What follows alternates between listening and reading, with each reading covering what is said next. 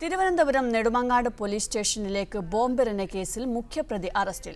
RSS പ്രചാരക് പ്രവീൺ ആണ് അറസ്റ്റിലായത്. Thampanoor railway സ്റ്റേഷനിൽ നിന്നാണ് പോലീസ് ഇയാളെ പിടികൂടിയത്.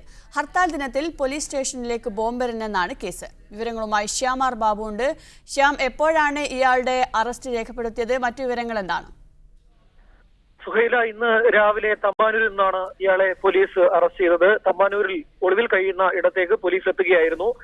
കഴിഞ്ഞ കുറച്ച് ദിവസങ്ങളായി സുഹൃത്തിനെ പോലീസ് നിരീക്ഷിക്കുന്നുണ്ടായിരുന്നു. ഇതിന്റെ വിവരങ്ങളുടെ അടിസ്ഥാനത്തിലാണ് തമ്പാനൂർ പ്രവീൺ ഉണ്ട് എന്ന വിവരം പോലീസിന് ലഭിച്ചത്. ഇതിനെ തുടർന്ന് പോലീസ് ഇന്ന് ഇയാൾ ഒളിവിൽ കഴിയുന്ന സ്ഥലത്ത് എത്തി പരിശോധന നടത്തിയായിരുന്നു. ഇതിനിടെയാണ് പ്രവീൺ പിടിയിലായത്.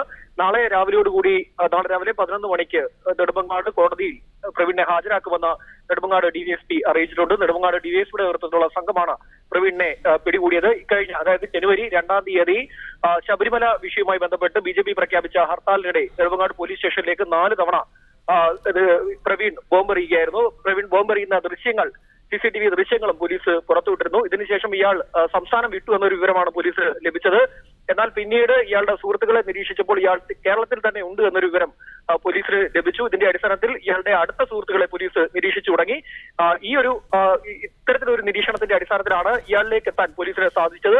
നെടുമങ്ങാട് DVSP അതുപോലെ തന്നെ നെടുമങ്ങാട് CIയുടെ നേതൃത്വത്തിലുള്ള സംഘം രണ്ടുപേരും ചേർന്നാണ് ഈ പ്രതിയെ ഇപ്പോൾ പിടികൂടിയിരിക്കുന്നത്. സുഹൈല.